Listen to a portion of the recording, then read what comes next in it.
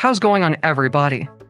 Today, I'll show you how to do a basic service on a 2008 to 2023 Toyota Hilux. What we're going to do is reset the maintenance light after an oil change on the Toyota Hilux. So let's get it going.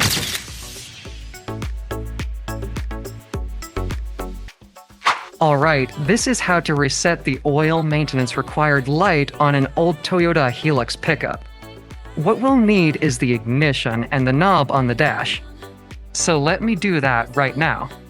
Step 1. Turn on the ignition without starting the engine. Step 2. Press the trip button until Trip A shows up on the display. Step 3. Turn the ignition off. Step 4.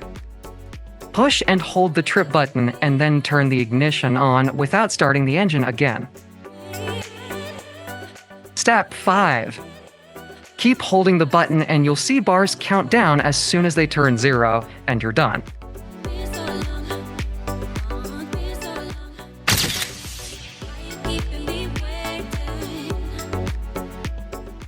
On the 8th generation Hilux, you can reset the oil maintenance light by using the cluster display like the previous model. So let's get to it. Step 1. Turn the key on or press the start button. Step 2. Press the trip button repeatedly to switch the display to the Trip A. Step 3. Turn off your car. Step 4. Hold down the trip button and then turn on the ignition without starting the engine, or press the start button 2 times without stepping on the brake pedal. Step 5.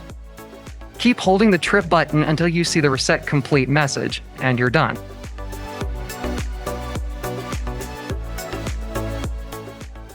Now that wraps up today's service reset.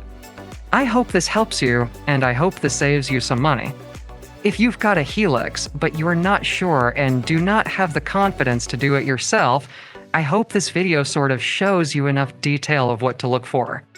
So thanks for your time and good luck.